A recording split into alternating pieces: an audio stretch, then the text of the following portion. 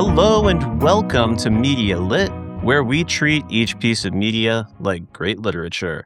I am your host, Randy Elaine, and joining me, as always, in his New England sports garb this evening, it's the one, the only, Kris Ingersoll. Kris, how you doing tonight, man? Oh, wicked good, buddy. Tonight you can call me Sully because I got my best New England sports persona ready to rock. I'm so thrilled for tonight's podcast. Great to be here. Absolutely. Could not agree with you more. So, Kris, tonight's a little bit of an unusual episode because this is a surprise season 3 premiere for Media Lit. We recorded what we expected to be our premiere episode well over a month ago. It's in the can. It's ready to go. It's an incredibly fun draft. However, something really unexpected happened, so we had to jump in with a surprise episode.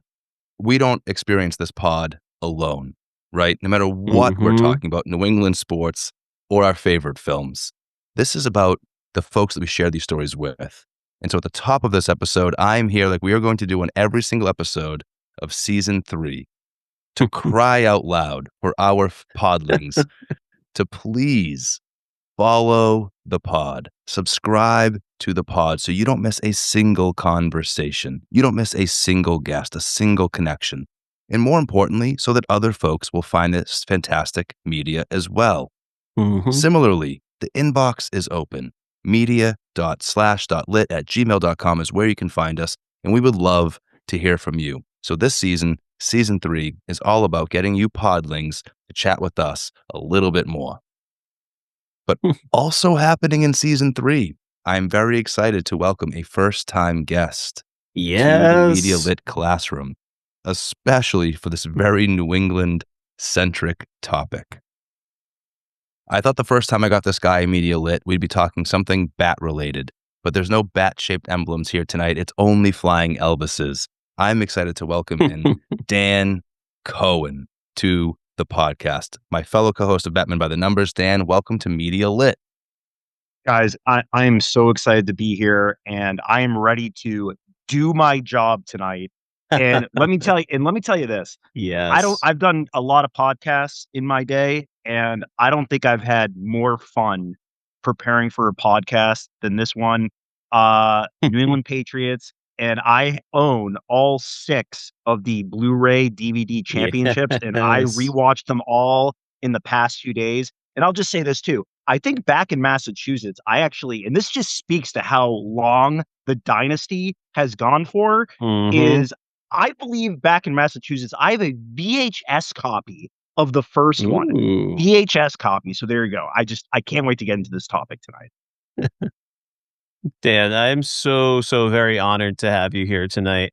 It's tough for the 3 of us being part of the Pop Break family, full of New Yorkers, New Jerseyans, full of NFC East fans. To be the NFC fans. Yes, but to be like the hated Patriots fans amongst that group, it's a difficult place to be, but we're going to go for it tonight. And if all goes well, we're going to win over our friends in podcasting. And I'm not going to say we'll convert them to Patriots fans, but I think they will look upon us with a newfound respect. So I cannot wait to see it. But yes, if you haven't figured it out tonight, we had to talk about the New England Patriots dynasty and really just the history of the entire franchise. Because the Patriots, folks, are going back to the big dance this coming Sunday. They're going to have a chance to take the title for most Super Bowl wins of all time.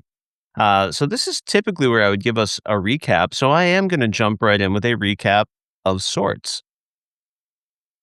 On September 23rd, 2001, a hit from New York Jets linebacker Mo Lewis sidelined quarterback Drew Bledsoe and forced young 6th-round draft pick Tom Brady into a starting role. Instead of effectively ending the Patriots season, this change ushered in a new age for the team.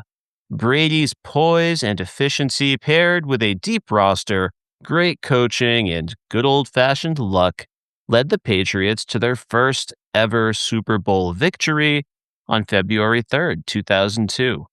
Between coach Bill Belichick's arrival in the year 2000 and quarterback Tom Brady's departure in 2020, The Patriots dynasty won the AFC East Championship 17 times, made 9 Super Bowl appearances, and won 6 of them to tie the Pittsburgh Steelers for the most Super Bowl wins in NFL history. This season, the Patriots once again have found their way to the big game under head coach Mike Vrabel and second-year quarterback Drake May. May's poise and efficiency, paired with a deep roster, great coaching, and good old-fashioned luck, have led the Patriots to their 12th overall Super Bowl appearance on February 8th, 2026. So, folks, that is where we are, and that is what we are here to discuss. Oh my goodness gracious, the chills abound. To hear you lay it out like that is just That so exciting. that was incredible. And I have to say, Randy and Kris, I've listened to a few of these episodes of Media Lit. And you do such a great job with these recaps, but that one in particular, I mean, you got to condense like 20 years of stuff in there. I mean, the moments we're going to talk about is Sure. ridiculous. And so great recap, condensing all that info. I'm so excited. Let's get to it. I love the bookends of the good old-fashioned luck. So much of a great sports story has to involve a little bit of good old-fashioned luck, and it's always been present. This is wonderful. Mike, 17 AFC championships. No wonder they hated us. Yeah. To be a fan of any other team, that represents 17 years in real life that people had to live through where this just kept happening. Truly remarkable. Yeah, the Well, Bills had a nice little run there, but I guess we're back. We're back, baby. We are back. I'm sure They had much their to their window. chagrin. And I'm embarrassed how much I relish in it. We'll talk more about that tonight. But before we Sure. do, for any folks who've just tuned into Media Lit for the first time, you're seeing Randy in his Bruins hat, which makes him look like he just left the docks. And I'm in my best Patriots gear. This is not our usual identity. This is actually No. only like our second sports episode ever. Not counting our appearance with Doug to talk about Sandlot. Fair. But as is well established with Media Lit, we can treat any piece of media like great literature, whether it's WrestleMania or the Super Bowl. And so I'm really excited now to dig into this thing, this dynasty the Patriots built as beautiful literature and dig into the stories that we can tell about it. So first question, most importantly, I want to know from each of you, what is your favorite storybook moment of like great literature from this dynasty? Randy, I have a feeling you've got something like locked and loaded that you're salivating on. I'm going to go to you first here. Okay, well, since I'm going first, this was really easy for me. Listen, I came up on the Patriots in the mid-90s. I think I first took notice in the pre-dynasty days when the Pats made it to the 96 Super Bowl against the Packers. They did not come out on top. But, I developed an appreciation for one Drew Bledsoe. The guy had an arm. He was an overall likable leader. I was always happy to cheer for Drew. Number 11 was my guy. But then, as I outlined earlier, fate took him out of the game, and it just became clear that this team was operating on a different level without him. It wasn't his fault. He did nothing wrong. It was a bummer. So when we hit the AFC Championship game in 2002, and Brady suffers his own injury in that game, and Drew comes off the bench to lead a touchdown drive, and hang on and help lead the team to victory, to put such a meaningful stamp on that playoff run that was full of great stories that ended, of course, in the Super Bowl. But for Drew to have that little moment to kind of bookend my pre-dynasty Patriots fandom, it was just a thing of beauty. And to make it all the more beautiful, I got to celebrate that at my uncle's house. And I'm going to be talking about him more a little bit later. But that's an extra layer of it. That's a great one, Randy. Thank you. Good. Great call out. It's so easy to forget about, right? It's very much the story of Belichick and Brady. But there was a real passing of the torch moment there that was so cool to behold. Love that pull. Oh, yeah. All right, Dan, time to come off mic, man. Lay it on us. What do you got? Listen, and I know you guys like to compare things to great literature. That's the whole crux of your podcast here. Just before I get into the moments, I have to say, though, I'm going to break your rules a little bit because Please. this Patriots dynasty, like 20 years of it, it really does feel like just a great TV show. Like if you're watching like a Breaking Bad or Sopranos, I mean, you have your ups, you have your downs. There are scandals, there are plot twists, there are villains, there are side villains, there are side Mhm. plots, there are rivalries, there are unsung heroes. I mean, here's the thing, like whether you love the New England Patriots or hate them, you cannot deny that they have been riveting television. I'm also gonna cheat once again. So if I had to like, there are so many. Okay, well, I Mhm. hope we get into all of them. I'm gonna give you 3, but there's a specific reason why I'm gonna give you 3. I'm gonna give you Yes. one that's the obvious one and a practical one. Sure. I'm gonna give you kind of a low-key underrated one, and then I just have to go with the most important one to me, and that's the most personal. But look, I have to go with the obvious one is on their 4 Super Bowl run. It is the Mhm. Malcolm Butler interception. Like, it's just I know it's the layup Mhm. answer, I know it's the chalk Mhm. answer, but here's what you have to remember. Aside from just the play itself in the game itself, you have to remember all the stuff leading up to that Super Bowl. And, we'll get into this too, but the whole Deflategate scandal and just the absolute piling on that went through Tom Brady, just the media and all the lead up to that. And also, too, they hadn't won it in 9 years. I believe it was 9 seasons. And just obviously, they had 2 heartbreaking Super Bowl losses, including losing the Mhm. perfect season. So just uh, they had to win this game. There was the stakes were so high, and then you think Mhm. they're gonna lose another crazy catch, right? Curse, and then of course just I mean one of probably the greatest sports play I've ever seen in my life. So that's the obvious, just like practical answer. I do want to just I have to give just a low key underrated one. And from that same season, I want to talk about the divisional game, which is, I think, a playoff game against the Ravens Mhm. that does not get talked about enough. This game, and you have to remember, the Ravens were kind of like the one team that could really, really rattle the Patriots, right? And if you remember, they went down 14 nothing in that game. They came back to tie it. Mhm. Then the Ravens scored 2 more touchdowns. But the one specific play that I want to talk about in that game that is one of the greatest plays I've ever seen is the Brady screen to Edelman, and then Edelman throws Mhm. the touchdown pass to Amendola was just absolutely an incredible play to watch, and that tied the game. So I wanna mention that as kind of the underrated one. And then just I have to just as the personal one, and it's because it's Vinatieri making the game-winning kick to lock up the very first Super Bowl, and it's because that's the one that I Mhm. watched with my dad, and so that's the memory that is just most important to me. My dad passed away years ago, and so it's just that's the one that, uh, celebrating together that I have to just is my personal just favorite sports moment ever. So the first Mhm. locking up the first Super Bowl. So those are my 3, but just there's so many other ones, like, you could do a top 50 list. So it's Oh, just yeah, for unbelievable. sure. Yeah, beautiful. Man, so thank you so much for sharing. Really wonderful moments, well highlighted.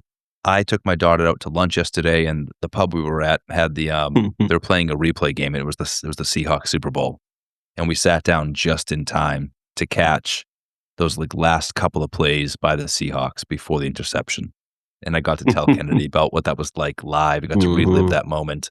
Maybe over the course of the conversation tonight, I'll reveal a little bit about what a truly toxic sports fan I once was and the ways in which I've had to actually separate from sports. The last several Yeah. years, I have not watched. I have had to really go like cold turkey and stop doing Mhm. this. Man, I used to be intense. I loved it hard and I hated it hard and I experienced it ferociously. And I'll never forget, I had friends over the home. We had a gathering of people Mhm. from similarly passionate fans like me to very casual ones. Tough environment for a passionate fan. So I'm Mhm. locked in. I'm like emanating negative energy as the Seahawks are getting ready to close this drive and win the Super Bowl. Nobody wants to Mhm. sit within like feet of me. And I'm dead silent. I'm watching this thing. There was a TV in the kitchen. And a friend of mine, Pat, shout out to Pat Ouellette, he was in the kitchen and that TV was just a few seconds ahead in broadcast time. And so I'm watching the game and I'm pissed and it's bad. And then Pat is in the living room doorway, which is next to the TV that I'm looking at in the wall. And Pat's doing this weird silent little dance in the doorway. And I look at him and I look at the TV, and then it happens. And I realize why he's dancing. And all of that tension, I exploded out of my seat and I roared and I ripped my shirt off of my body. Yes. Because that's a normal thing for a person to do in the presence of civilized company. I just walked out of the room, walked right to my bedroom, put a different shirt back on, came back out and resumed the festivities like it hadn't happened. But I'll never forget that Malcolm Butler interception for so many of those reasons. So Dan, and Tom Brady just jumping up and down after that, like a madman, and it was just the emotion on Malcolm Butler's face too. If you rewatch a lot of those highlights, it was amazing. Just an amazing, such a beautiful time. 2 minutes of sports. But that is way later in the story than I really want to be, because that was certainly a questionable time. To your point, Dan, it had been 9 years. We weren't sure of ourselves. There were moments throughout this dynasty where we were seemingly untouchable, truly undefeated for one regular season. And that's its own kind of story. But for me, the kinds of heroes that I love, the kinds of stories that I love, are stories of triumph for an underdog. Yeah. And so for me, the greatest storybook moments, they live right there in that first season, that first run. And it's in that divisional playoff game. Yeah, the Vinatieri field goal in the Super Bowl is beautiful. And I share that with my brothers and with my father and some other folks. But like, my dad was a football coach. We were football players, and it meant a ton to us to share that victory. But before that, you knew something special was happening in that AFC divisional playoff against the Raiders in that Snow Bowl. Yes, it's the Tuck Rule game.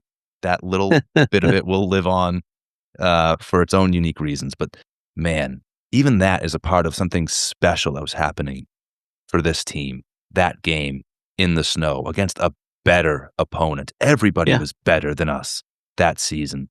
We've got guys playing both sides of the ball, giving everything they've got for the red, white, and blue. And then Vinatieri seals it with that first kick, 16-13. And it was almost like Ortiz in the walk-offs. You knew something special was happening. We hadn't lived that yet, but it was the and really it's that, I mean, look, the kick to send into overtime obviously is the one that is talked about all the time, as it should be. And I say the same thing every single time I watch that kick, which I've seen, a million times, is just, how did he make that kick? I still just cannot comprehend it. And yeah, Kris, you're right. You have to bring up that game. It's the first one, that kick, the Tuck Rule. It's just an incredible game. And that was the game, I believe that was the last game, that closed out the old stadium in New England. So just incredible. It was indeed. Truly magical. Yeah. And then they defeat the greatest show on turf, like a true underdog story, And almost as if to remind us of that game, just a week ago, we were reminded of how tough it is to kick field goals in the snow. Yep. That is for darn sure. Well, we're so happy that you're all here with us. We suspect some of our very lovely podcasting friends might be hanging with us, and this might be a little bit tough for them to hear because we love the Pats, but it's tough to hear. So this is where I think it's important to keep with the format of our show, where we look for flaws in the things that we love. And also as a shout out to our non-Pats fans who are listening. Guys, there are question marks, there are accusations that asterisks belong next to certain titles. I'm not going to make you answer for all of that, but we've lived through Spygate, we've lived through Deflategate, we've lived through ripped hoodies and just maybe a little bit of Tom Brady oversaturation. Does this franchise have any flaws, Kris Ingersoll? What do you think? Yeah. Right. I get it. Especially as things went on and it felt like they were finding unique ways to win that weren't just about the players in the field. It was about Belichick's sort of weirdly deep, nuanced understanding of every detailed rule in the NFL playbook and the ability to exploit that to say, hey, it's not against the rules yet. You make it against the rules and we won't do it. But as of now, it's not against the rules. But worse than those things that they were doing, I have to admit now, from where I'm sitting, having detoxed from the drug, it made us awful in those conversations, the sureness with which I would approach anybody who dare speak against the Patriots, who dare suggest an asterisk. I had no grace. I had belligerence and that's what being a fan's all overconfidence. about. Yes, that was so unearned. It didn't belong to me in any way, right? Mhm. And I look now as like our world has become ever more tribal, ever more divided, and how some people can be so willfully blind to the wrong that their team is doing. Mhm. I was willfully blind to the wrong that maybe my team did once in a while. Do I stand by the technicality of the fact that it wasn't against the rules yet? Sure, because it wasn't. All right. So deal with it. But also, I get why that was frustrating to everybody else. Yeah. Perfect. Dan, this is the least fun question of the night, but what do you think? Are there any flaws in the history of this franchise? Listen, I mean, I'm going to build off some of what Kris said. Here's the thing. Like, what are two big qualities in a human being? It's your sports fandom and jealousy. If you're not a Patriots fan, there's nothing that combines the two like the New England Patriots. Look, Yeah. if I was not a Patriots fan, if I didn't grow up in New England, I would hate them just as much as anybody. I totally get it. You know what's funny is it's obviously I'm a movie guy, I'm a Batman guy. I co-host a podcast, Batman by the Numbers. So listen, as a big DC fan, I don't know how Patriot haters feel because it's very similar to how I felt about the Marvel Cinematic Universe for years. Preach. DC, Mhm. I said that on a podcast before. So that I feel like that's the kind of energy that a lot of Patriot haters have. And yeah, there's no doubt. If you want to bring up the scandals, I would say two of them, which Brady has brought up. In my humble opinion, one of them is legit. One of them is not legit. Uh, Spygate happened. Bill Belichick broke a rule. It was bad. Look, I also feel that I'm sure that Patriots are going to love this. But listen, both things can be true. He broke a rule, but I also think the punishment was really, really severe. That's just my spike happened. It's bad look for Belichick. Listen, if you want to talk Deflategate, it's so funny because I remember in the moment I had so many email exchanges with my friends, and this was a topic I studied so much and I read everything. It's kind of like one of those things where you cram for an exam. Now I forget all of it, but it's like, but it was such like because people really do forget how sorry that was. I mean, it completely exploded onto the sport. And look, in my humble opinion, Deflategate, like unlike Spygate, was just like whatever. I just don't believe it was really a thing. But look, it is what it is. Tom Brady was suspended for it. So look, it's something that Patriot fans have to talk about, and we have to discuss, and we have to debate. Yada yada yada. It's both of those things, part of their history. It is what it is. Listen, owned like a real man. I really appreciate Mhm. that. And spoken like a true fan. And I really appreciate that too. Perfect. Perfect.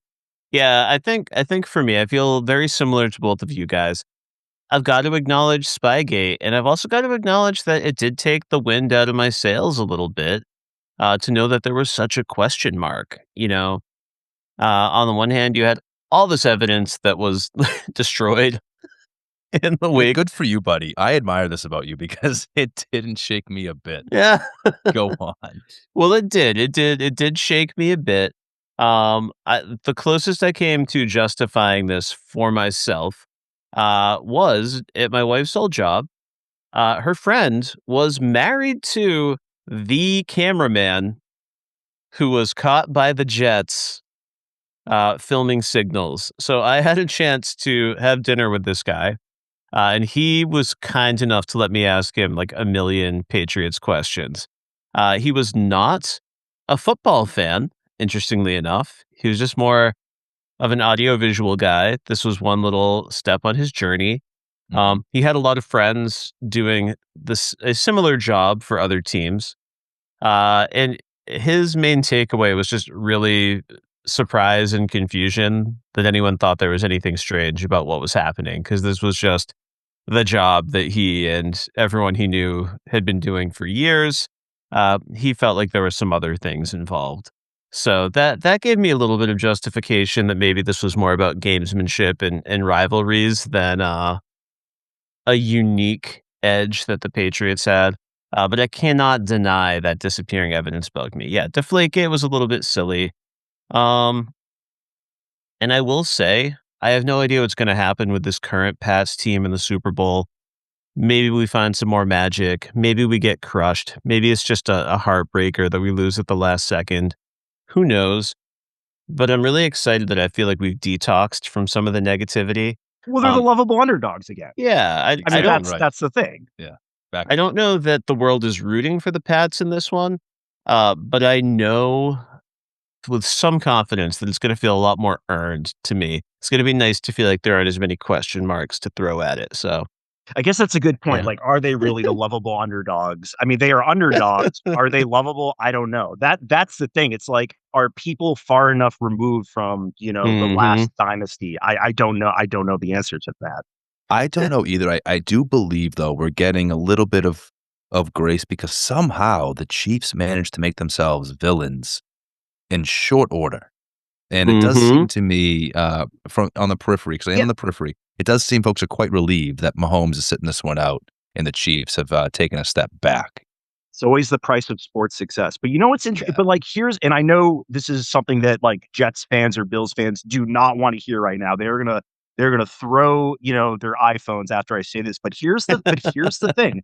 Like when you have such a successful team and you're competing for a title every single year, as the Patriots did for, like 20 seasons, there is going to be a lot of heartbreak. I mean, listen, they've won 6 titles. The Patriots went to, 9 Super Bowls in the Belichick Brady era. But I'm sorry, and I'd be lying if I didn't say that losing the perfect season still doesn't hurt. Hurts. So again, like I know, like a Jets fan's listening to this and is like, "Are you just shut up, Dan." But listen, but those losses still hurt. No matter how many times you've won it, losing those games still hurts. Oh, yeah. Still hurts. I told Bill Bodkin we were recording this episode, and he simply returned me a photo of Eli Manning. Yeah. The Giants fan that he is. Yeah, I mean, it was you're right, Dan. I'm sure to anybody else listening who's not a fan of the Patriots, it sounds obnoxious. Sounds like shut up, you sensitive little winner, you. Because it was part of what made it all so kind of toxic at the end when I realized so much of my own happiness was like tied up in how well this team did. And how well this team did was dictated by whether or not they won the Super Bowl, not whether or not they had a winning record or made it to the playoffs or performed well in the playoffs. They had to go to the Super Bowl and win for it to feel like it was actually a successful season. That was tough by the end. It's not. It's in like it's like again, Kris, like you, I follow this team so closely every year, like it was my entire life, and it's one of those things where if you listen to Boston sports talk radio, if you listen to just analysts on the Patriot games, it's like, it was a foregone conclusion we were going to win the AFC East every year, like by Halloween, right? That was the old joke. It's like that was the old joke. Yeah. But like nobody cared about that if you're a Patriots fan. You would freak out if you're like, oh my God, they only won by 8 points today against like this team, against the Texans or the Dolphins or whatever. Like, what's wrong with the Patriots? They only won by 8. Like, those were the types of discussions that you were having. And it's like, and again, I know there are Bills and Jets fans listening to this and they're disgusted right now. But look, I'm just being honest with you. Like, that's what it was like to be a fan of this team. Sure. Yeah. Listen, 17 AFC championships, 9 Super Bowl appearances. That means 8 times we lost that AFC championship game, right? 6 titles. That means 3 times we lost that Super Bowl. Those are heartbreaks. Those are tough moments. Well, with all that said, and some of the ugly stuff out of the way, it's time for us to really get a little bit mushy and a little bit more personal about this. So let's go beyond the headlines, beyond those trophies, and talk about why we still love this team so much. Let's talk about some of the key memories we have attached to this dynasty and the relationships we built along the way. Dan, I'm going to go to you first here. Yeah, absolutely. Well, like Randy, I mean, I've been a fan of this team ever since I was a kid. So really the Drew Bledsoe days. And also I do love that Randy brought up the moment because, Bledsoe got to have his big moment and that's great. It's just, look, this team has just meant so much to me over the years. And it just goes back to kind of the analogy that I used of it being like a TV show. It's just, there was nothing like it, just the ups and the downs and just but it's really, couple things is that talking about the relationships that I've built, watching this team over the years.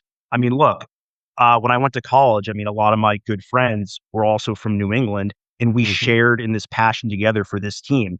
So it's like it was so much celebration with everybody whenever they would win, and then obviously when they won the later Super Bowls, we lived in different parts of the country, but you and to this day on this playoff run, I mean, I'm texting like crazy with them. It's just so amazing to just, watch the team through that filter, right? But I mean, really, what is just obviously, Tom Brady, right? Tom Brady, Tom Brady, Tom Brady. But I mean, when I was doing the research and I was watching the championship DVDs and Blu-rays, I mean, guys, I have a laundry list of names Mhm. here and just so many legends, right?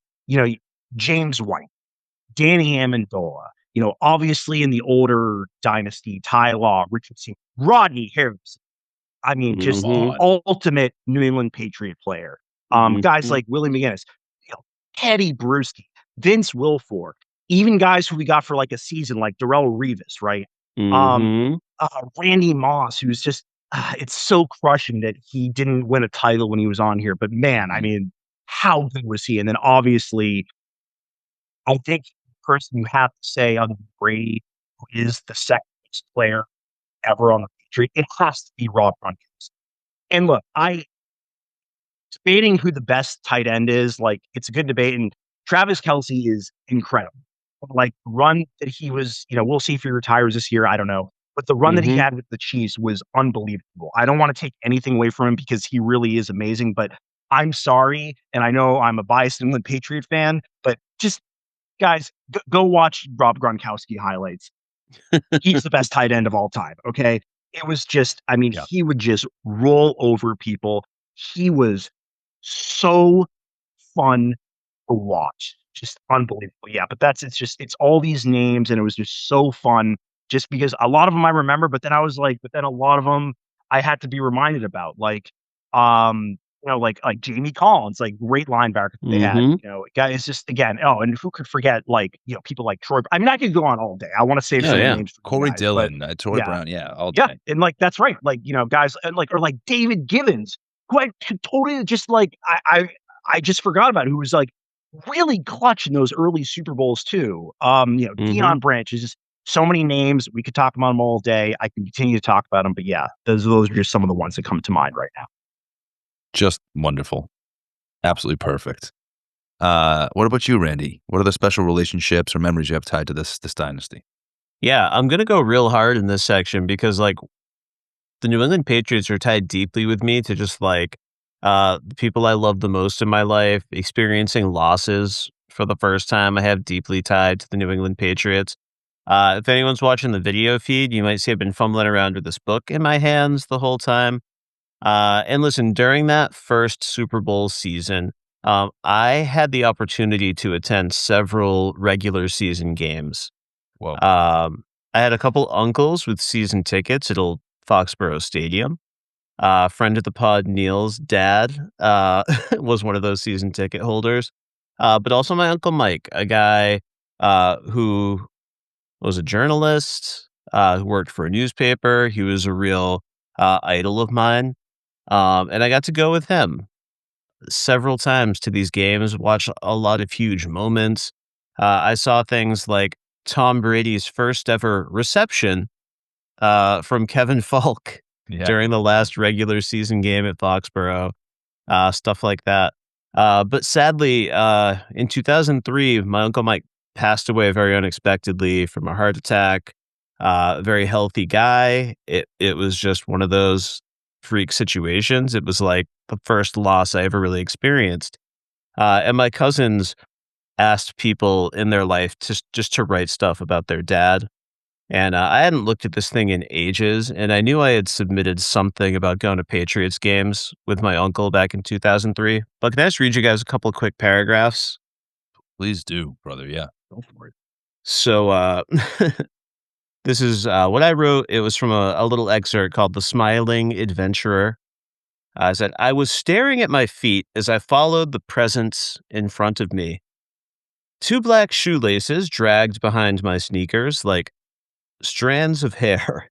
They slithered through dirt, soda, and beer. Peanut shells crunched like static on the majority of steps. I didn't know it at the time, but the New England Patriots had just hit the turning point in a season that would culminate in their very first Super Bowl win. I took occasional missteps when the foot of a stranger would clamp down on the threads dragging behind me. The crowd squeezed toward the exits, and I was pressed up against more strangers in those few moments than I can remember coming in contact with since. Space was scarce, and tying those laces was simply not an option. Ahead of me, that presence easily glided forward, a tall, smiling face floating calmly above the cold, the pushy, and the inebriated. I followed that presence toward the exits and through the dirty marshes surrounding Foxborough Stadium. When we reached the car, my shoelaces were stiff with mud and the remnants of tooth-decaying syrups. But it wasn't frustrating or even disgusting. They were the signs that I had truly had an experience to remember. Uncle Mike had a special ability to do that, to turn moments into adventures. So that's a little excerpt from what I had to write about my uncle. But it really, really loved that man. And I've got a little more to say. I'm sorry to linger here. But the two things I wanted to add, that AFC Championship game I mentioned earlier, got to enjoy that with my uncle. He got to see this Super Bowl victory come to fruition. I'm not a superstitious guy.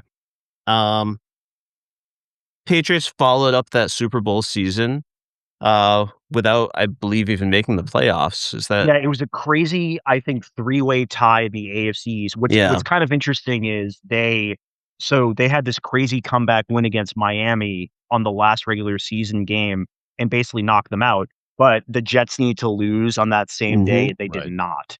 So it was like a weird like tiebreaker. Yeah. Well, as we know, the following season, Yes, in 2003, we get the first of those two back-to-back Super Bowls.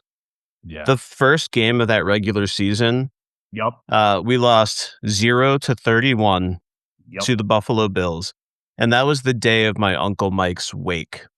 And I remember kind of thinking it would be cool if they found a way to turn the season around. It was a bummer to me. It was such a rough Patriots game that day on such a bad day. And sure enough, they turned it around and did all of this. Fast forward a decade. Sorry. Randy, but do you remember what happened on the last regular season game against Buffalo in that same season? Was it the exact reversal of the score? It was believe it indeed. was. Yeah. I have to mention that. Yeah, sorry to interrupt you, but like it's just That's perfect part of the season. lore, man. I'm so glad that you did. Lore, exactly. I'm almost done here, but just to fast forward a decade later, leading up to when I lost my father to ALS, watching Patriots games with him was one of those things we could do right up until the end. And it was also one of those things that really brought the family together. So many big family gatherings, so many Super Bowls to watch. And to get some of like those last biggest moments of my whole family together, I owe it to the Patriots. So lengthy response from me, but that's part of why this is the sport that I haven't really given up on. Like Kris, I don't quite find the time to follow the other teams quite so much. There's a lot going on in life, but I can't quite quit this team or the football season. Randy, that was really well said. And like, obviously I share a lot of the same sentiments with my dad. If there was one Patriots fan who was bigger than me, it was him. So yeah, like I said at the top, I mean, just experiencing that first win together, it was just one of the great days of my life. I mean, yeah. And it's one of the reasons why I just continue to just root for this team and just love the Patriots. Yeah. I should also say a quick shout out to my good high school buddy, Ryan Adams, who also passed away about a decade ago. But I remember being at his house to watch that Super Bowl with my buddies, senior year of high school. So, while I'm on this topic. Yeah, shout out. Man, thank you for all the sharing. That was so beautifully written. No surprise. How old were you when you wrote that? I guess 19. Yeah, man, it's really beautiful writing. Beautiful for your uncle, but for your football fan, so beautiful the way in which you captured like the feeling of the stadium. the feeling of being at a game and the Yeah, it was crowd and great. all of that. Just really beautiful. Thanks so much, man. Yeah. And no, and I'm grateful that you shared all that you both did, the people you've shared it with, because like, I don't know, there's ways in which at the end when this was feeling more toxic and Yeah. less positive and more destructive, I was pretty disillusioned with Tom Brady and the ways in which like seemingly his inability to disconnect from all this, like broke up his family. And Mm-hmm. there's something to be said though, for all the families that were like literally stitched together Mm. and held together around that TV on Sunday, watching this team, forging these memories. Very interesting. Even found families. And much of what I'll speak about here is really within like the found family in my life, despite sharing a ton of this with my brothers and with my dad, because like I said, we were a football family. My father was a Mm-hmm. coach long before we could ever play. It wasn't about coaching us. He was a football guy. He had grown up playing it. He loved the sport. He was a great coach and great with kids. And so sure, I have memories of watching those first Super Bowls with my dad and with my two brothers. But a whole bunch of this is about my high school friends too. It wasn't just the Super Bowls. It was that Yeah. Sunday ritual. And so for those last couple of years of high school, junior, senior year especially, we would gather every Sunday at Billy Flynn's house. Billy Flynn and Rob Faria, Phil Simons and Brian Agahigian. We'd get together. Kyle Callahan. I can't leave anybody out. Chris Bain. We get together down in Mantown, Billy's basement. And there was his dad in the recliner with a 30 rack of beers next to the recliner that would be empty by the end of the 8:30 game that night. And his mom, Linda, was going to make popcorn, not popped in the microwave, but in the oven on a baking sheet, and so salty and so buttery and so delicious. Nice. And we would have gotten together to play flag football out in the cold beforehand. We'd come in frozen for the Pats, and we'd all tuck into Mantown, and we'd live there all day. And it was a place that his whole family was. His mom was there and his dad, all of his sisters, from the oldest to the youngest. I'd have my younger brother along with me, if not also my older brother. Cody was 7.5 years younger than me. And he'd still come hang with the high school boys because it was Patriots time. And we were all going to watch the game. And I'll cherish those memories forever. But then more specifically even, that 07 season, I know it ends in heartbreak. I know it ends in like the greatest tragedy in my sports fan life. But that fall was so special. Mm-hmm. I have two chosen brothers, the Colemans. They're blood brothers, but for me, chosen family. Blake and I go back to high school. He's been on Media Lit. Randy, you know Shut up, Blake. He was 2 years ahead of me in high school, but we had become best friends. And then we'd gone to the same college. And so we had been there together, and we both took fall 07 off, and we were home from school. And his older brother, Ken, was about to be 25, and he was living at home also. And so it was the three of us boys working regular jobs and watching sports together at Clearview Road. Clearview Road is the house they grew up in, 14 Clearview, top of the steepest hill in Stoneham, dead center at the top of the hill. That was the fall they'd have to sell the house, and they'd have to say goodbye to their childhood home. And we made every last possible memory we could around the Patriots that season. But it wasn't just the Patriots. If you guys remember in 07, like the Red Sox were finishing a World Series run season. We got to celebrate that on the front lawn with beers spraying all over the place and all of our jerseys going nuts outside at night. And then the Celtics kicked off their season with like, I remember joking who was going to have 16 wins first, the Celtics or the Patriots, because the Celtics kicked off to their own undefeated season. Impossible in basketball, of course, but they started that way. And they'd go on to secure a championship later the next year. And so we're watching the Patriots Sunday after Sunday just decimate their opponents. I mean, pick them apart. For anybody who wasn't watching football then, if any of the Podlings at home are young enough to have really missed this, I just found a highlight reel of Randy Moss. It was every Super Bowl he caught that season. It was a 20-minute long video of just his Super Bowl catches because he caught, just his touchdown catches because he caught so many. And it was one of those things too, you remember about that 07 season, because the year before they lose in the AFC Championship game in heartbreaking fashion to the Colts. And one of the things was, and look, I mean, I love guys like Deion Branch and David Gibbons, as we've talked about, but it was a big talk. A lot of people were like, Brady has never really had like real elite receivers, right? And it's Mhm. like, and if you remember at the end of the '06 season, look, I mean, like his best receivers probably were Shea Caldwell, like fine, but like then they finally did it, right? They loaded up Randy Mhm. Moss, Wes Welker, right? And then we finally saw what Tom Brady was fully capable of, Yeah. and it He was was unleashed. magical. It was magical. That was the thing. They had been winning with these, like, creative lineups and Yep. creative packages. Troy Brown playing both ways, Mike Vrabel catching touchdown Yeah. passes, Yep.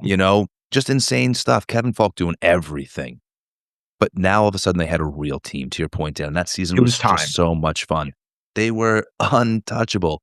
Every one of those Randy Moss touchdowns Yeah. looks like it was scripted and choreographed, even the ones that are in traffic, because it looks like Brady's just putting it up there and out there, and he is Mhm. gliding to the ball with every inch of a 6'4" frame. He almost hits him at the end of that game at the I Super know, Bowl. It dude. was I know. I know. Well, let's get back to half Mhm. your time. Yeah. You know what's crazy though is like, and this just speaks to it just speaks to, how fortunate we were to watch this team for all these years is that we're talking about all these Yeah. storylines. We haven't even brought up the fact that they came down from 28-3 and won Super Bowl. Like, that's like Yeah. storyline, like, 5.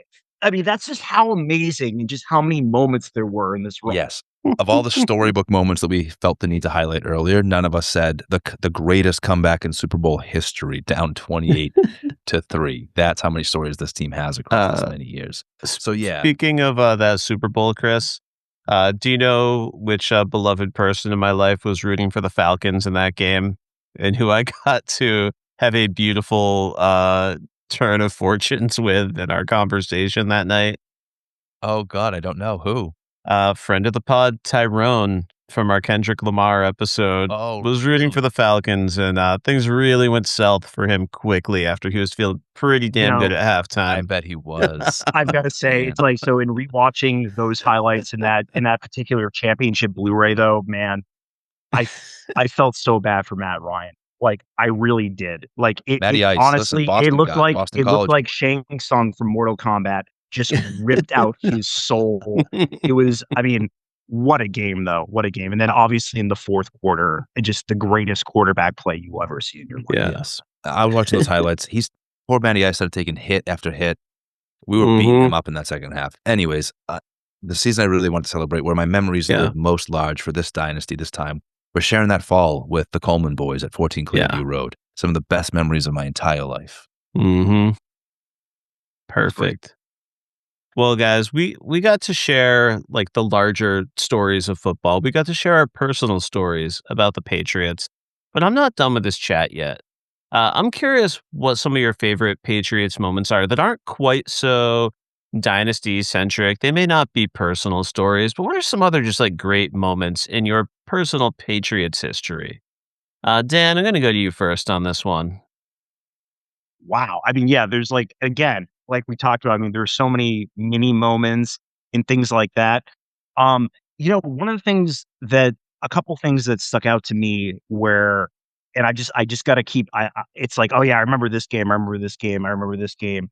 Um, some of the ones that stick out that are I think a little underrated, like I mean, Ty Law Mm, intercepting Peyton Manning 3 times.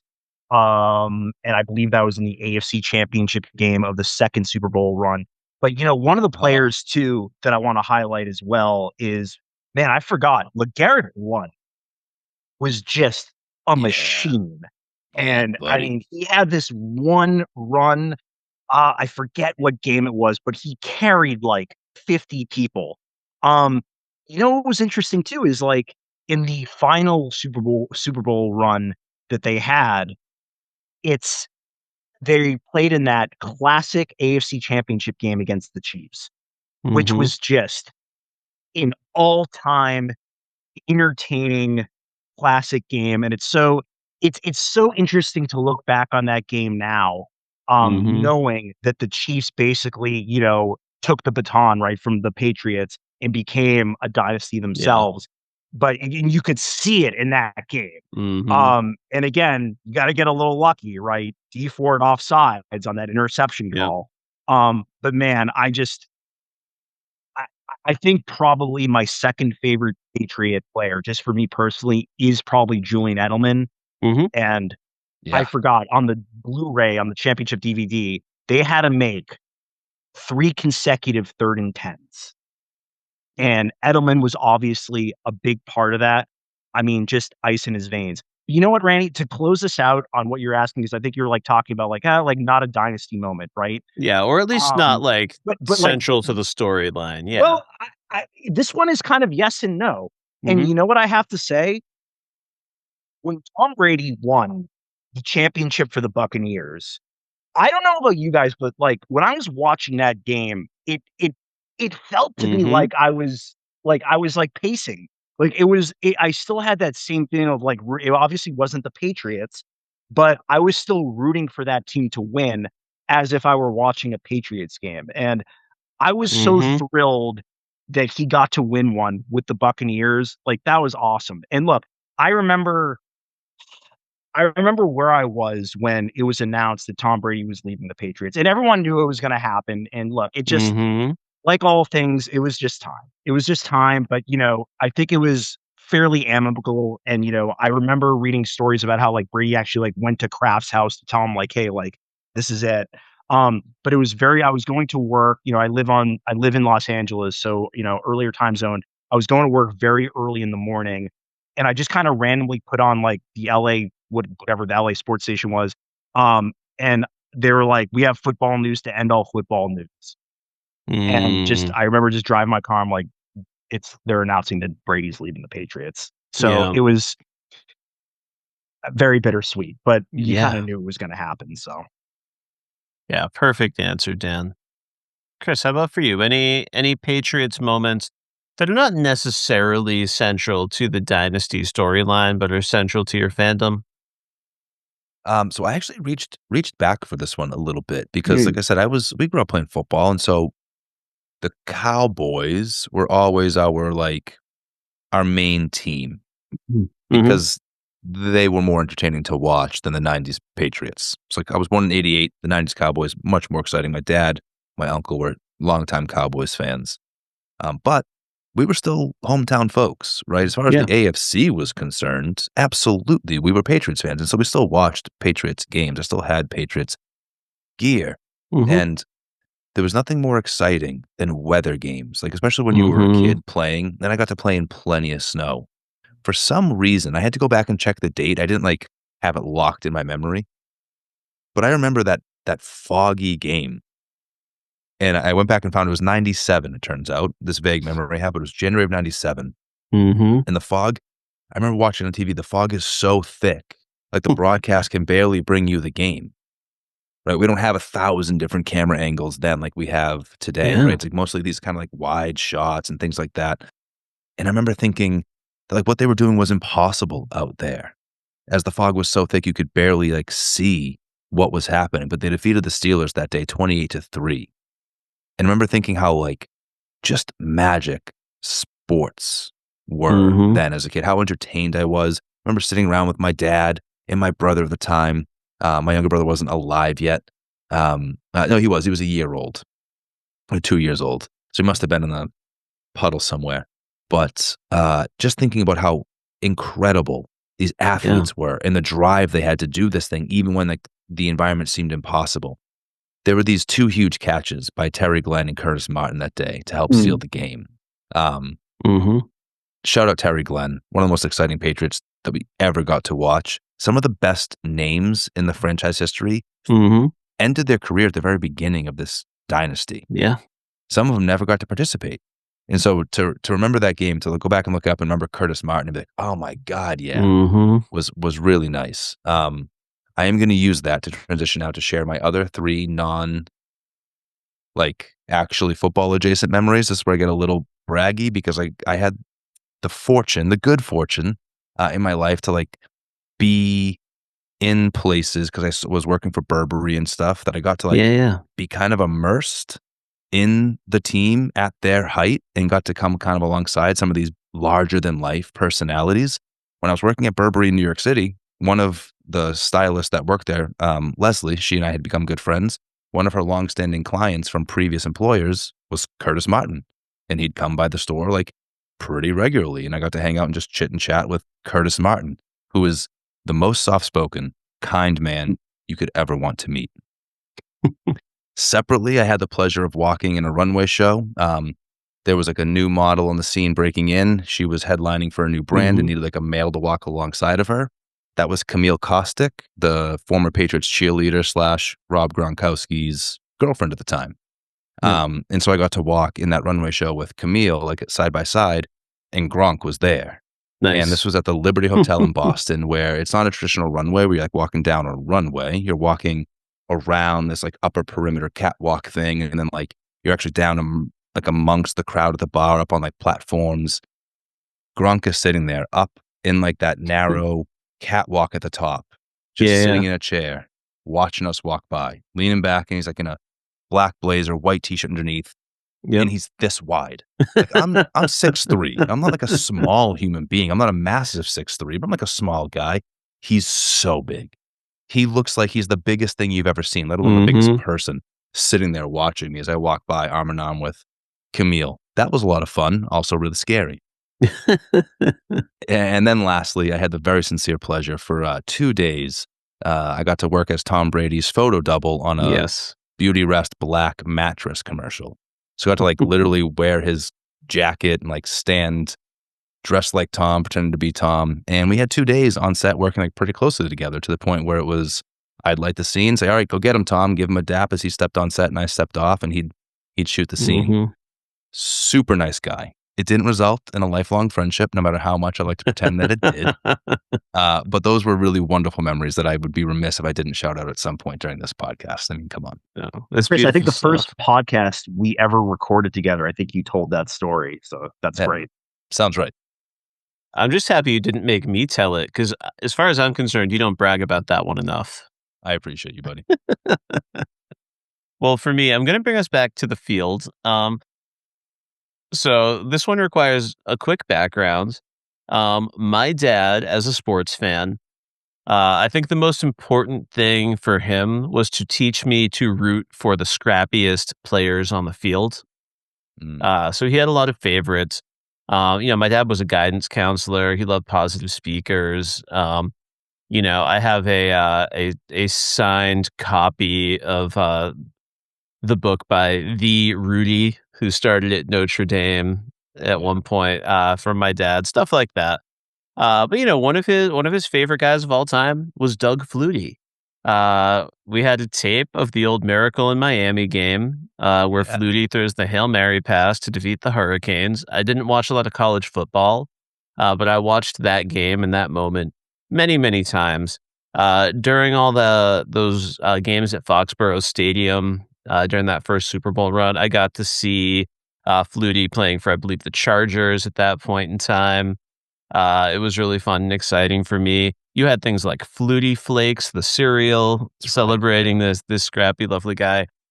Now, this wasn't anything that won us a championship, but I loved all the creative stuff that the Patriots would do. So when Doug Flutie drops back for the drop kick, the first successful drop kick in the NFL since 1941, I was so excited, not only for that, but to talk about it with my dad, to see this guy just finding a way to have fun with the game in any capacity, whatever his role was for the team. And I think about that often. Man, Randy, I think Bill Belichick has won 6 Super Bowls, but I think the happiest I've ever seen him on the sideline was after that drop kick, which is just crazy. Yeah, I love the drop kick. Bill Belichick truly loves this game, right? And that's a good example of it. Man, great stuff. Guys, this has been so much fun. Thank you for helping us walk down memory lane, Dan. This has been a blast, but we're not done yet. I think we've covered a lot.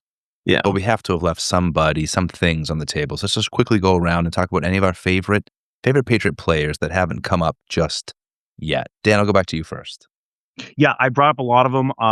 Obviously, they just had, absolute, real big impact players on defense on that first run, right? Yeah. Richard Seymour, Ty Law, Rodney Harrison, guys like Ty Warren, who just, and also you got to bring up Dante Hightower, who had, people need to talk about this player more. because he had, people forget, he had so many crucial, critical plays in both the 4th and 5th championships that just don't get talked about enough. Yes, I know Malcolm Butler had the interception, obviously, like probably the biggest play in the history of the Super Bowl, but I believe it was Hightower who had a critical tackle on Marshawn Lynch before that even came up. Big stick. So you've got, you got to talk about him. I mean, Vince Wilfork, obviously a legend. Mike Vrabel, who's now, Mike Vrabel, we got to talk about this guy. Just great linebacker for the Patriots. He's catching touchdowns like Kris talked about as a tight end, and now he's coaching the team. I mean, what a story. You got to give shout out to we got to give a shout out to one of the offensive linemen at least. I mean, Matt Light, right? Yes. And then also, and look, I got to save some players for all you guys, but like, gotta talk about. I mean, I could go on all day. Like, I have a laundry list here. Like, I'm just enjoying the Dan show right now. Keep it coming, it's man. So good. Yeah, it's so good. Don't forget about, not sleep on Antoine Smith, who was the running back those first couple ones. You just look, not one of the greatest running backs in the history of the league for sure. And he was just, when they needed him, he was there. So yeah, I always remember him having big runs when it mattered. So and there's so many other players to talk about. I'll let you guys have some of these. I can go on all day. Amazing. So many just legends who are part of this 20-year history. Love it. Dude, beautiful. Again, I could just sit back and listen to you list them. I could do this all night. Randy, anybody you want to shout out?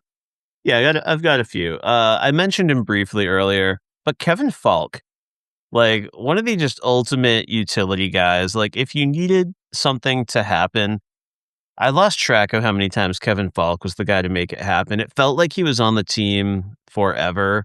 I just always loved him. Dan shouted out Teddy Bruschi earlier. Just the way you would watch this man's demeanor change. Yeah. And his mind would separate from his body and he would go to some other place when he was playing football. A true leader on that team. And he would just be in it. It was incredible.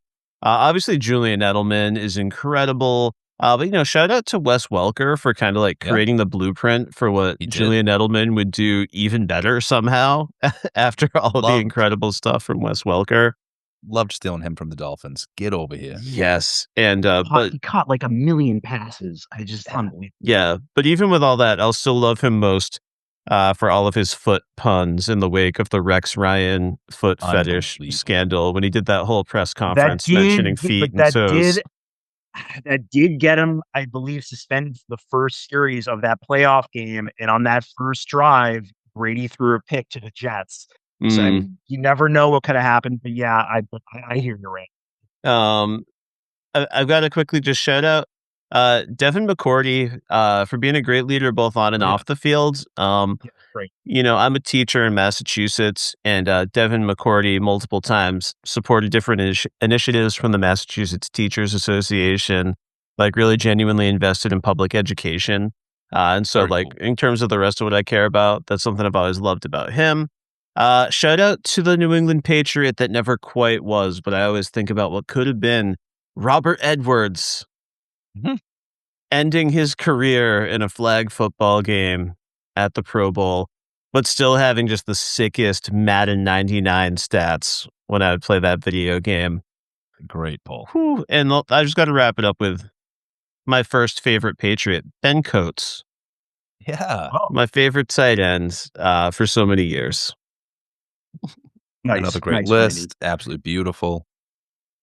There's still plenty left here, though. Like we talked about Vinatieri, but we never even mentioned Stephen Gostkowski. He came in, he picked it up from Vinatieri and just carried on that legacy. Another super clutch guy in the playoffs. Speaking of Vinatieri, this is where I was going to make sure we talked about Bruschi one way or the other, because as a football player, as a captain on the field, he was somebody I always admired, somebody I looked up to, not just because of his ability to play defense, to lay the hit, but that leadership, that presence. And I'll never forget, this isn't maybe about leadership as much as it is loyalty and character, but there was an interview once with Teddy Bruschi where he was asked about Adam Vinatieri leaving the team. If you recall, Vinatieri was already the highest paid kicker in all the land. He went to the Colts. Yeah. He went to the Colts. Yeah. To our Won a most title there. heated rivals at the time for just a little more money. Mm-hmm. And Brucey was asked, what do you think about Vinatieri leaving the team? And Bruschi, ever the classy guy, just said, hey, Adam and I came and joined this team at the same time. We were rookies together that first year. Mm-hmm. All I know is I'll never wear another helmet. And he left it really, at that. yeah, and he really was. And I'm glad we're really spending a good extended time talking about it. And that was great, Kris. But Yeah. look, in those early days, arguably he still is. Like he was just the heart of the Patriots. Yeah, truly, Absolute heart of the absolutely. Patriots. And that loyalty, that meant something to me. That idea, this guy didn't matter what was offered to him. He was a Patriot, and that meant something to him, and that meant a lot to me. So shout out Teddy Bruschi. But Willie McGinnis, Ted Johnson, so many great guys in those Wow, defenses. Ted Johnson, great call. Yeah, buddy. Roosevelt Colvin. We didn't even talk about Vince Wilfork. How did we not mention Dan that gave name? him a couple of shouts, but yeah. Did you say Vince Wilfork? I missed him. I did, yeah. Asante Samuel, who's ever jumped around more excitingly than Asante Samuel? Where did he come from? The quarterback let the ball go. He thought it was an open pass. It wasn't. He was there. Yeah. Ty Law and Lawyer Malloy. I remember thinking law firm, baby. The law firm, baby. I remember having the Patriots like team book that year and that layout of the law firm. So good. Oh man, who am I missing? another Logan guy. Mankins. Yeah, I Wow. just want to shout out Danny Woodhead really quickly, who I don't think he never won a title here, unfortunately. But man, he was great. He was great. Very clutch. Yep. Heath Evans, ferocious brick of a man out of the backfield. Loved me some Heath Evans. As a big, slow-footed guy myself, I'd like to believe maybe there was a hope for me to come out of the backfield like Heath Evans. I guess I can't believe I'm looking at my notes and I almost missed. Blake would have murdered me, buried me in my own backyard if I didn't shout out Big Ben Watson. Yeah. Love it. So exciting to watch. Just so fun to celebrate. Shout out Blake and Big Ben Watson. And I believe he was the guy who almost chased down Champ Bailey, who I think picked off the ball in the 2005 season, who was just running across the field like nuts. Yeah, that's a good Opposite shout side out. of the field, down the field. Yeah. Man, there's just so many, and just so many clutch receivers too. Guys like Brandon LaFell, who caught I'm telling you, go back and watch the fourth and fifth Super Bowl runs. He had a ton of clutch catches. We already talked about Danny Amendola quite a bit. By the way, remember Dion Lewis? He had some big games. Rex Burkhardt. Also, I want to shout out Sony Michel too. Not the greatest Patriot career, but people forget he had a really, really big playoff run on that sixth Super Bowl run. So I do want to give him a shout out as well. I mean, look, have we said Lawrence Maroney? Lawrence Baroni. He had some moments, but yeah, to his credit though, I do remember him being very good in the 2007 playoff run actually. But yeah. He was inconsistent. But yeah, he was a solid runner here. He was a solid that whole runner. 16-0 season, he was great out of the backfield for us. Lawrence Maroney was a clutch part of that successful passing game because of his effectiveness out of the backfield. Anyways, man. Chris Hogan too, who had a massive AFC championship game. I believe number 15, Chris Hogan. I think it was against the Steelers. Yeah. Yeah. Well, guys, we know that we barely scratched the surface of all the great Patriots we woulda, coulda, shoulda mentioned. I could just read rosters for the next 3 hours if you want. Right. I'm sure we're all going to think of a handful of names later and be thinking, how did we fail to shout out so-and-so? We've already shouted them out, but just one more that I've already mentioned about the top, but it can't be stressed enough that, and I think it's not that he's underrated. I know he gets the credit, but James White, yeah, I'm telling you, that he could have arguably been the MVP of the Falcons game. I mean, they gave it to Brady, which totally deserved, but he ran it in overtime. I mean, he was the game-winning drive. So, but James White, I'm telling you, was an awesome Patriot. Awesome. Yeah. And just as we leave this segment, I guess I've got to give a shout out to my buddy Jay Vaz, best man at my wedding, who never let that Curtis Martin jersey go. He was still wearing it a decade later. And shout out to our friend Mel, who dated Adam Vinatieri at peak Patriots participation levels. So it's really fun stuff. Well, listen, guys, right at the top, Dan talked about how important it is to do your job. It's part of the Patriots way. But what is this Patriots way? Does it still exist? And if it does, has it evolved or transformed under Mike Vrabel? Kris Ingersoll, what do you think? We talked a lot tonight about this team as underdogs, about the Yeah. kind of heart they brought to the game, about a certain tenacity, sure, right? We talked about some of the ways in which they got creative with the rules. But I do think underneath it all, there's this deep sense of team loyalty, of hard work that leads to results. That's what this team was built on. That's what that dynasty thrived on. Not single superstars, but a team of people Yeah. doing their job every single day. The little things that add up to the big things. And all of it done with like a real heart for the game. The kind of thing that makes you push past the human limit. The kind of thing that makes you dig for one more yard. To reach for that goal line. To say, no, 28-3 is not insurmountable odds. Yeah. That's the Patriot way. And I don't know, we're returned to this underdog status. And here we are, once again, at the top of the game in the postseason, ready to fight for a championship. I would say under Mike Vrabel, that hard-working attitude that no one person's bigger than the team is still alive and well. Perfect. Yeah. Dan, how about for you? That's a great answer. And, I really thought about this in terms of like, what is the Patriot way, right? And I think for me, it can be summed up in 3 words. We're on to Cincinnati. That to me is the quote that I think Yes. encapsulates what this run was and what the Bill Belichick philosophy was. So we're on to Cincinnati. I mean, and look, that's like now like kind of like in the culture is like a phrase, right? Like we're on to Cincinnati. Like people still say that. And if you remember in that season, it was in the 4th Super Bowl run. So they lose the opener to Miami and they get absolutely demolished by the Chiefs in week 4. Okay. So they go 2-2. And this is when everyone was like piling on, like, they're done. They're done. Yep. They're done. Like, this is it.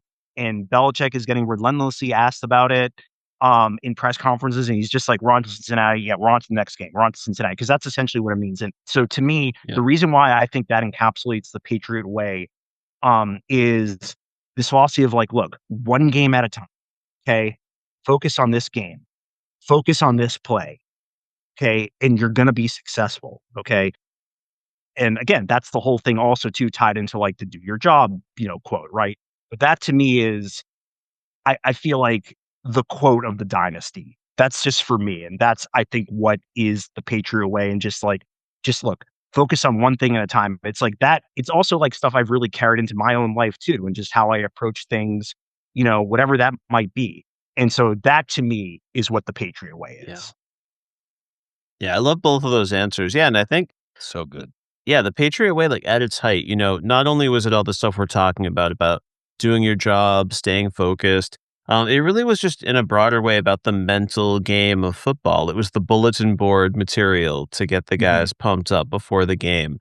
It was the value that like Belichick placed on the football IQ of every player. Obviously, we we want people with raw physical talent, but that wasn't always enough to play the game the Patriots were playing. And I think that was really important. I mean, I especially think about this at a time where, like the personalities of sports stars had more and more outlets to get bigger and bigger. Uh, Fantasy football is becoming bigger and bigger as the Patriots dynasty is growing. And that was often a tough team to pull players from because, they were going so deep on the roster. I love all of that. I do think the Patriots ways had to evolve, though, because I think, while I will forever be thankful for what Bill Belichick brought to this team, there's this sense that he'd like lost the locker room a little bit because you can hold people accountable to their job. But once you've built something this big, you built a family. If the environment starts to feel cold, if people don't feel like they're getting some of that recognition, I think we did start to see some players slip away. We lost that ability for people to take a pay cut to keep the roster a little bit bigger. And there's a tough balance. I think it's a whole new generation of players now, and I think the expectations and philosophy are different. So what I love about Vrabel is I see that hard work, do your role, staying alive, but I also can see that warmth and that connection to the players in a way that I think any modern day football team is going to need. If you don't have the people like the Brewskis and the people that are 100% seeing and feeling your vision, it's hard to sustain. But whatever happens in the Super Bowl, I'm really excited to see what this team does next year for sure. Yeah, and Brady, like, really well said. And look, it's only Yeah. natural too. Like, I mean, Belichick was there for 20 Yeah. years. Like, well, over 20 years. And over 20 years. And so it's like, look, yeah, at some point it's time to move Mhm. on to a different way. But like Vrabel, like, he's his own man, right? Like, it's his philosophy. And it's like I mean, he's just such a great coach. I can't wait to see what he's gonna do in this game. And that's one Yeah. thing I'll say is like, look, they're underdogs. They should be against Seattle. Totally get it. Yeah. But one thing I can guarantee you will not happen is, there's not going to be a blowout here. There's no way a Mike Vrabel team will be blown out. So that I can promise you. Amen. Oh, there we go. I got some wood to knock on there. Found it. All right. There he goes. All right. Well, that leaves us with just one question then, my brothers. Can this team bring home the Lombardi Trophy? Dan, what do you think? It's going to be tough. This Seattle team has been the best team in the NFL all year, I feel like. They beat really, really, really good Rams team. Um, I'll say this, and look, and again, I know a lot of people have talked about all year, like, oh, Patriots had a really easy schedule. Patriots had a really easy schedule, and yes, that was true. Like, there's no denying that they had a really easy schedule in the regular season. But listen, they won all those games. There were no letdowns. Right. So I mean, like, fine, whatever. They lost week 1 to the Raiders, like that, like whatever, anything. But I mean, that's the thing about a Mike Vrabel team is, they won the games they were supposed to win. But I'll say this, in this playoff run, I mean, look, Drake May has been on and off, but like he's had to go against like these ridiculous defenses. Like, this is not Mhm. like, I'm watching Yeah. that Houston game and I'm like, this is like one of the best defenses I've ever seen. Yeah. And again, and it's not going to get any easier with Seattle. I think where the Patriots can win this game though is their defense has been lights out, right? Mhm. Now, look, no doubt, Bo Nix did not play in the AFC Championship game. If he plays, I don't know if the Patriots win that game. We'll never know. But look, that doesn't change the fact that their defense has been unbelievable in this playoff run. And I think, and Sam Darnold has been great the last 2 seasons. I don't want to take Yep. anything away from him. He's going to be a really tough test. He's playing very well right now. But I do think you can get to him. So that's going to be the question, I think, in this game is, can the Patriots defense basically pick up where they left off on all these 3 previous games and get to Sam Darnold? And if they can do that, I think they got a chance. And if Drake can just make a few plays here and there, probably with his legs, I think we can get it done. But it is going to be real, real, real tough. This is a very good team. Yeah. Very well said, Dan. I think that was solid analysis. You left Yeah. me feeling like there is hope. Randy, what about you? Yeah, I've got to admit, I can't bring as much football know-how to this conversation. I'm bringing more emotions and vibes. But yeah, it's been a sloppy run through the playoffs. Some of that was due to us, some of that was due to weather. Yep. I know, like Dan mentioned, there are those questions about the schedule, the injuries, things going in our favor. But what is football if not capitalizing on your opportunities? And this team has managed to do that enough to get here.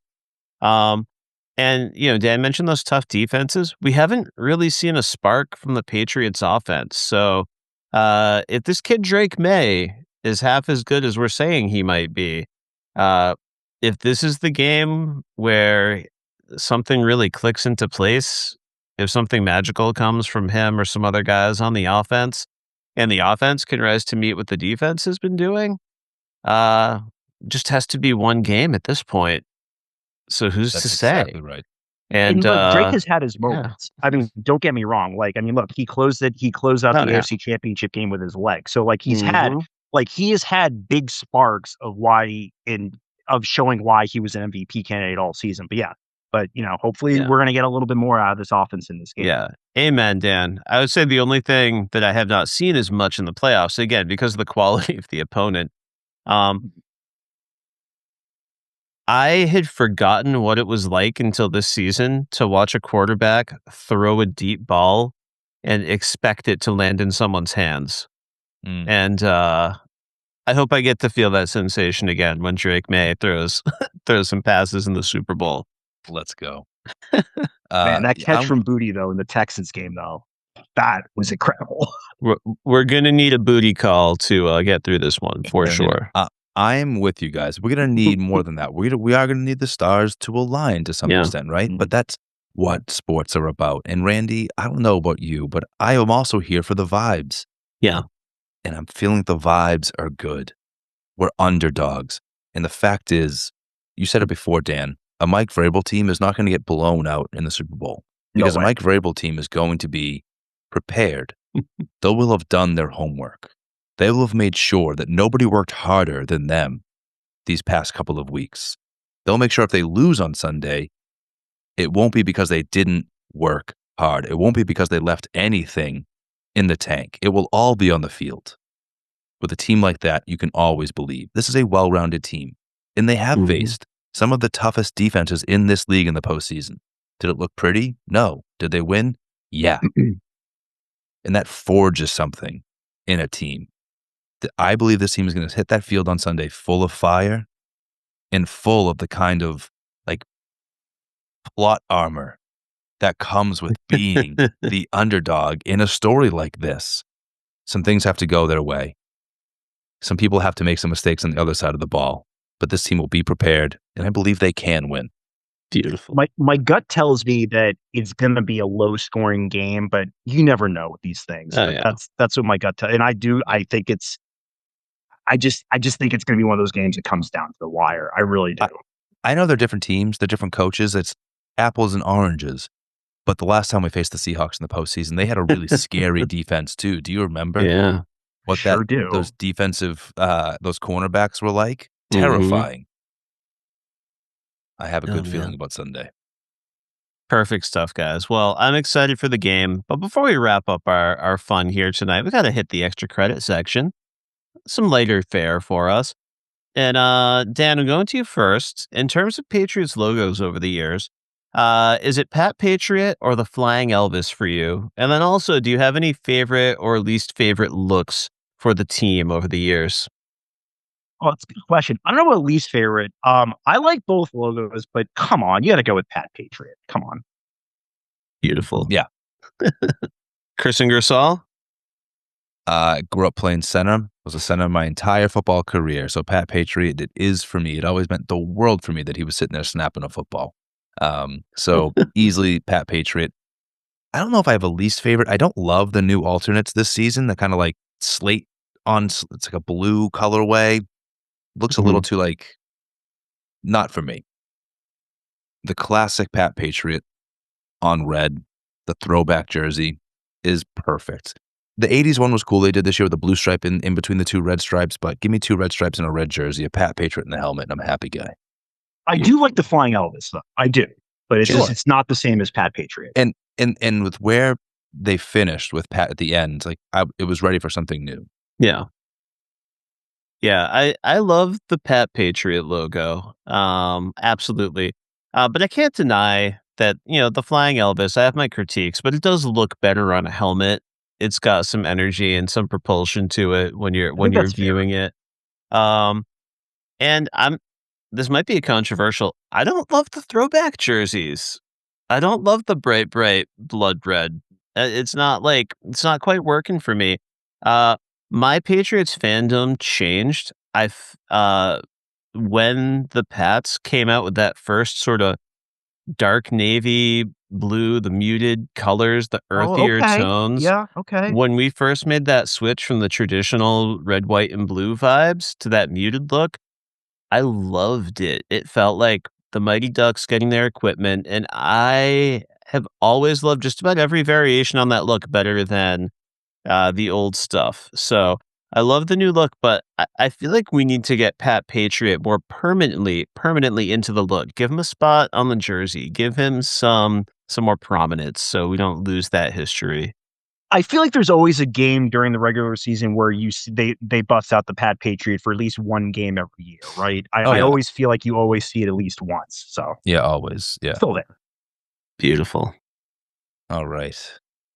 Okay, good stuff. We've done Flying Elvis and Pat Patriot. It's time for a signature. I can't believe we're doing it here, but I think it works. This Yeah. is a signature media lit question. Dan, I'm excited for your first go round on this. You may not know, but Randy and I both have these imaginary prop caves, these big around the inside environments full of the wonderful paraphernalia we've collected from all the media we've spoken about over the course of 2 seasons. Now, we always invite our guests to do the same, to pick one prop, or in this case, souvenir, from the thing we're talking about that you can take home, no matter how big or small. You can take home an entire room, a whole stadium in this case, should you so choose. No thing too big, no thing too small. If you could have one souvenir from all of Pat's history, Dan, what would it be? Yep, I thought about this. I have my answer. I want Adam Vinatieri's shoe that kicked the ball to send it to overtime in the snow. That's my answer. Well played. Oh, good. Welcome to the show, Dan. You understood the assignment. Excellent pick. Randy, what about you, bud? Yeah, I'm not going to do it, Kris. I briefly debated losing my full room on our surprise season 3 premiere. I was going to see if you would let me take like a whole old Foxborough Stadium, but I decided against it.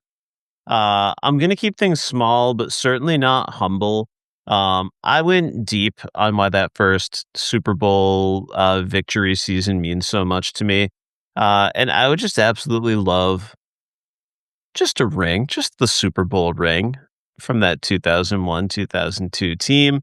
I already have the one ring from the Lord of the Rings films in my prop cave, so why not keep it rolling with the ring motif?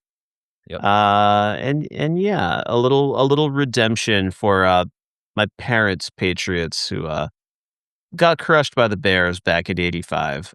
A game I was alive for, but have no recollection of watching. 0. Apparently, I missed out on a good time with my parents, who were younger than I am now, jumping up on a coffee table in anger and frustration on more than one occasion. I believe it would have been one. So the truth. there you go. That is Do not the have truth. any memories of that game. That's classic. Wow, for me, I had a tougher time with this one, and I'm still not certain in this moment as I begin to speak what I'm actually going to pick. Because I love fashion. Randy, I got a pretty deep closet in the prop cave, so I considered Bill's iconic cutoff sweatshirt. I did. I'm not a coach. Bill himself doesn't mean enough to me to really justify the pick. I considered the ring from that first Super Bowl. I considered the trophy from Super Bowl 36, that Lombardi trophy. I think I was going to take Teddy Bruschi's neck pad, the iconic cowboy collar. Oh, I love Has it ever been proven that those neck rolls or neck pads actually prevent injury? Never proven. They might not do anything, but you look really cool wearing it. And Bruschi was iconic, and plenty of us wanted the pad too when we were playing. Mm-hmm. But Randy, I think I am going to take the opportunity here at the beginning of this media lit season, and I'm going to take all of the new Gillette Stadium. Beautiful. And my prop cave is going to include this incredible sports complex. The potential for how I can put this to use is limitless. I have a whole football stadium in my prop cave. Now, how could I possibly leave that on the table? It's artificial turf. It requires no upkeep aside from some nice raking once in a while to get those little black rubbery pebbles back in place. I assume this comes with fully functional concessions. Yeah, let's do it, man. I mean, I get to stores visit, and right? things. Yeah, that's what I'm saying. You can How many report down by the numbers there. I mean, go for it. Definitely have plenty of tech. We can reenact the Gotham Stadium bombing scene with Bane. Oh, You know, boy. I can invite local, youths to come and make good use of the field. This has so many upsides. So I'm going to take. Do we repurpose the Patriots Hall of Fame to become a hall of honorary podlings or what? I think we have to. I think the potential's there. Nothing but potential. So yes, give me. And I'm going with the new one only because like the new build out. Honestly, like those spires on the new Gillette Stadium, Mm-hmm. they're as iconic to me like as the New York skyline. I can picture the shape of that stadium when I close my eyes, Beautiful. very, very easily. So it actually reminds me of the Lombardi Trophy itself, which feels Yeah. intentional. So yeah, Well, hopefully there's a 7th banner that they put up there soon enough. Amen. Well, guys, we did it. We celebrated the Patriots. We did Media Lit's second ever sports episode. Shout out to WrestleMania is Literature from a year ago. But I just have to take a moment to thank Dan for not only coming on the show to be a Pats fan with us, uh, but for somehow managing to do all this homework, bringing so much football sense and knowledge.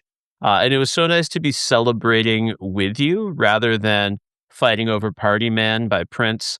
But Dan, if the Pats pull this one off, I am going to retroactively gift you Party Man uh, for your Batman draft we did back in the day to No. celebrate. There's no going back. No.